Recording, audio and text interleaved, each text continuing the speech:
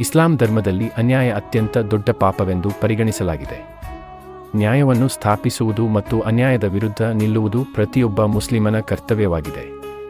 ಕುರಾನ್ನಲ್ಲಿ ಹೀಗೆ ಹೇಳಲಾಗಿದೆ, ಓ ವಿಶ್ವಾಸಿಗಳೇ, ನೀವು ನ್ಯಾಯವನ್ನು ದೃಢವಾಗಿ ಪಾಲಿಸುವವರಾಗಿರಿ ಮತ್ತು ಅಲ್ಲಾಹನಿಗಾಗಿ ಸತ್ಯಸಾಕ್ಷಿಯಾಗಿರಿ.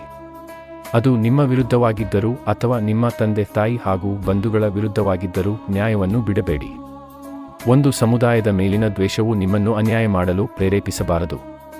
ನ್ಯಾಯವನ್ನು ಪಾಲಿಸಿ, ಅದುವೇ ಧರ್ಮಕ್ಕೆ ಹೆಚ್ಚು ಸಮೀಪವಾಗಿದೆ. ಹದೀಸ್ಗಳಲ್ಲಿ ನಮ್ಮ ಪ್ರವಾದಿ ಪೈಗಂಬರ್ ಮುಹಮ್ಮದ್ ಸಲ್ಲಲ್ಲಾಹು ಅಲೈಹಿ ವಸಲ್ಲಂರವರು ಅನ್ಯಾಯವನ್ನು ತಡೆಯುವ ಕುರಿತು ಹೀಗೆ ತಿಳಿಸುತ್ತಾರೆ, ನಿಮ್ಮಲ್ಲಿ ಯಾರಾದರೂ ಒಂದು ಕೆಟ್ಟ ಕಾರ್ಯವನ್ನು ಕಂಡರೆ ಅದನ್ನು ತನ್ನ ಕೈಯಿಂದ ತಡೆಯಲಿ.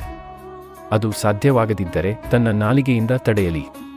ಅದು ಕೂಡ ಸಾಧ್ಯವಾಗದಿದ್ದರೆ ತನ್ನ ಹೃದಯದಲ್ಲಿ ಅದನ್ನು ಕೆಟ್ಟದೆಂದು ಭಾವಿಸಲಿ. ಇದು ಈಮಾನದ ಅತ್ಯಂತ ದುರ್ಬಲ ಹಂತವಾಗಿದೆ. ಅನ್ಯಾಯದಿಂದ ದೂರವಿರಿ. ಅನ್ಯಾಯವು ಪುನರುತ್ಥಾನದ ದಿನ ಕತ್ತಲೆಯಾಗಿ ಪರಿವರ್ತನೆಯಾಗುತ್ತದೆ. ಇಸ್ಲಾಂ ನ್ಯಾಯ, ಸಮಾನತೆ ಮತ್ತು ಸತ್ಯವನ್ನು ಬೋಧಿಸುತ್ತದೆ. ಅನ್ಯಾಯವನ್ನು ಮಾಡುವುದು ಮಾತ್ರವಲ್ಲ, ಅದನ್ನು ಮೌನವಾಗಿ ಸಹಿಸುವುದೂ ಸರಿಯಲ್ಲ. ಪ್ರತಿಯೊಬ್ಬರೂ ನ್ಯಾಯದ ಪರವಾಗಿ ನಿಂತು ಶಾಂತಿಯುತ ಮತ್ತು ಧರ್ಮಸಮ್ಮತ ರೀತಿಯಲ್ಲಿ ಅನ್ಯಾಯದ ವಿರುದ್ಧ ಹೋರಾಡಬೇಕು. ಇದೇ ಕುರ್ಆನ್ ಮತ್ತು ಹದೀಸ್ಗಳ ಮುಖ್ಯ ಸಂದೇಶವಾಗಿದೆ.